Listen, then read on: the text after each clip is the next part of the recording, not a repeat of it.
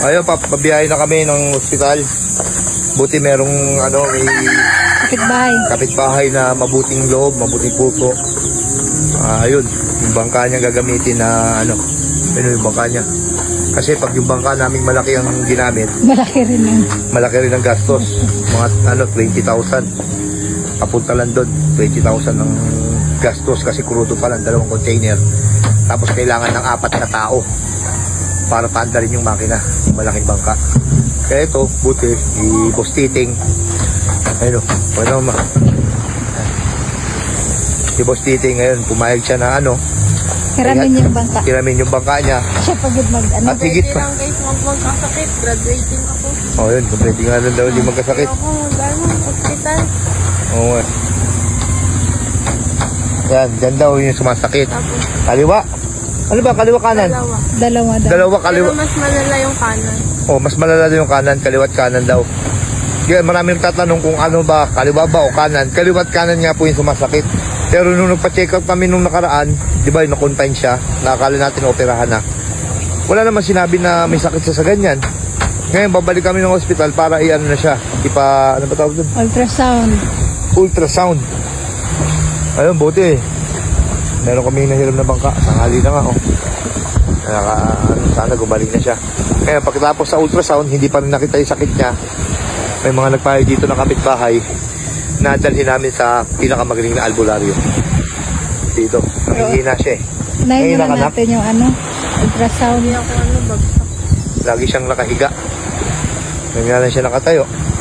Kalungkot din si Nick kasi graduation na nila sa 14 Tapos na. graduation niya pa. Sana maka-attend siya. Sana maging okay ngayon lahat. Ayun. Sila pang biyahe doon. 2 to 3 oras. Pero ito mabilis to. Mga 1 kalahati to Dalawa talaga yan. 2 oras. Malakas eh. Pero yun, makatipid-tipid tayo sa gastos. Gawa ni Boss Titing. Ayan, boss. Pakabuti nila, no? Napakabuting tao dito. Buti mga mababait pa mga tao talaga dito. Mamatay talaga mga Yung sinasabi ko sa inyo na namimigay ng ulam, mabait. Totoo po talaga yun na di kaya Halos lahat dito mababait talaga. Masakay ka na nak. Alalayan mo rin si Mikmik. Alalayan mo sumakay. Ikaluskos mo yung pantalon mo, mabasa. Ayun mo, malakas-lakas pa yung alon. Sana kumalma. Ayun na, sige na. Hawak mabuti ha.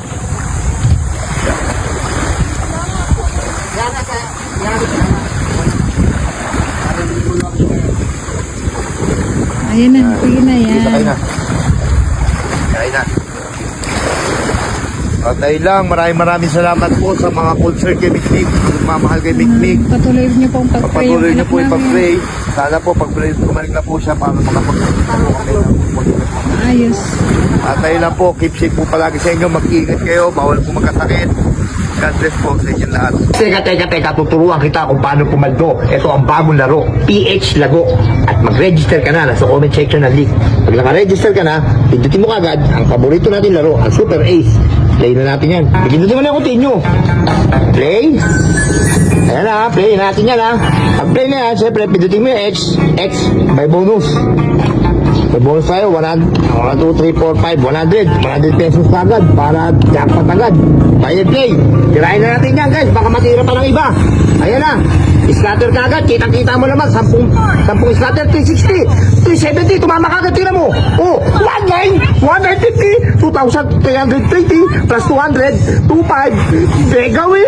2,500, ganun lang kadali, ganun lang kabilis tumama dito, plus may 3 tennis pin ka pa na natira, 2,500 na, may tennis pin ka pa, simulan na natin ang laban, hindi ka pa nag-i-spin, tumama ka na kagad, bebe, ganun lang kabilis, 40, tumama pa po, 4,000, 7,000 na ating na mo, 7,000, 180, 7,260, ganun lang kabilis, PH Lago, lumalago talaga ang pera natin dito mga mamen. Tingnan mo, 8,000 na, 8,300, 8,300, plus 120, 8,500, 140, lago talaga ang buhay, lumalago ang pera, kitang-kita mo naman, baby, what a mighty good man, 10,000, 10,000, tingnan mo mamen, 10,000,